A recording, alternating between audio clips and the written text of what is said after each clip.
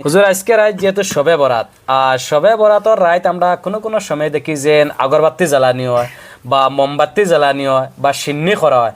তো শবে বরাতর রাতকে আগরবাতি জ্বালানিটা জায়জ নি বা মোমবাতি জ্বালানি জায়জ নি বা সিন্নি করাটা জায়জ নি, একটা তো আপনি কোনছেন? আসসালামু আলাইকুম ওয়া রাহমাতুল্লাহি ওয়া বারাকাতুহু। বিসমিল্লাহি তাওয়াক্কালতু আলাল্লাহ ওয়ালা হাওলা ওয়ালা কুওয়াতা ইল্লা বিল্লাহিল আলিয়্যিল আযীম। আমরার সারা সুপরিচিত আমার তামিম ইকবাল ভাইয়ে খুব সুন্দর একটা প্রশ্ন, সময় উপযোগী এক প্রশ্ন লইয়া আমার এনে হাজির হইছেন।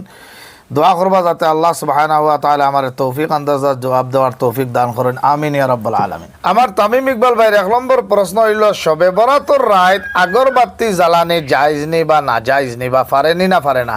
দেখো, আগরবাতি জ্বালানির দুইটা লাইন আছে। এক নম্বর লাইন, কোনো কোনো মুসলমান বাড়ির দেখা যায় প্রত্যেক দিন তার রাত গড়ে সুগন্ধি বানায়, আগরর হোক বা শিশর হোক বা মুড়ি হোক বা বিভিন্ন আগরর হড়ি দিয়া গড়ে সুগন্ধি করেন বা আগরবাতি ব্যবহার করেন ডেইলি। ওই হিসাবে ডেইলি করে করে করে করে তাই শবে বরাতর রাইতো পাইছেন, ওই হিসাবে তাই করছেন। কিন্তু তার নিয়ত ইকান থাকতো না যে শবে বরাত হিসাবে আমি আগরবাতি জ্বালাই, আর না, এটা চলতো না। আপনি হামেশা থেকে জ্বালাইয়া আইতরা, শবে বরাতর রাইতো আপনি আগরবাতি ব্যবহার করছেন, আপনার লাগে সহি আছে, কিন্তু আপনার নিয়ত রাখা লাগবে যে আমি শবে বরাত হিসাবে আগরবাতি জ্বালাইছি না, একদম ক্লিয়ার।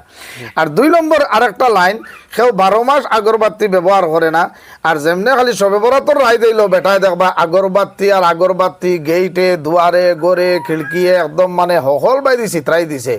এটা বিলকুল সহি নাই, এটা বেদাত। আর বেদাতি দল হল জাহান্নামী দল। এর লাগে আল্লাহ তাআলা আমরা সারারে এটা বেদাত থেকে হেফাজত করক, আমিন ইয়া রাব্বাল আলামিন। আর একটা প্রশ্ন করছেন তাই মোমবাতি, হ্যাঁ, খেউরের ঘরে কারেন্ট নাই, সোলার নাই, কোনো পোহর ফাইবার লাগে কোনটা নাই, তাই হামেশা মোমবাতি ব্যবহার করা।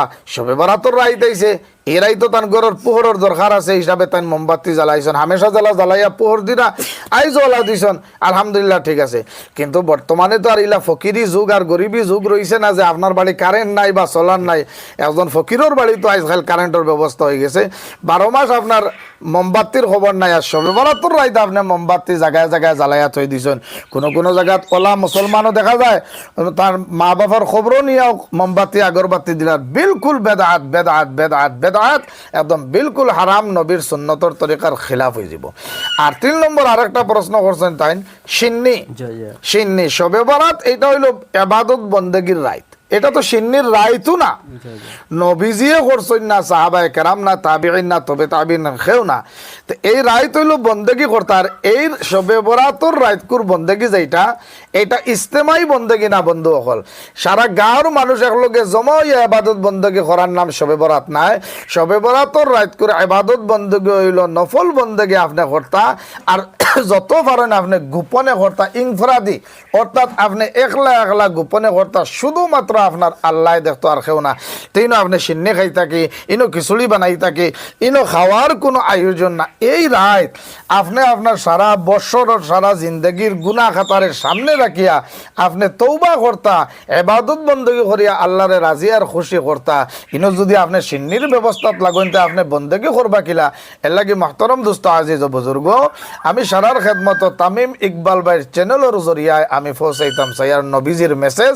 আমরা শবে বরাতর রাত যত পারি ইনফরাদি, অর্থাৎ একলা একলা গোপনে নফল বন্দেগী করতাম। আল্লাহ তাআলা আমরা সারারের সঠিক জ্ঞান দান করুক, আমিন।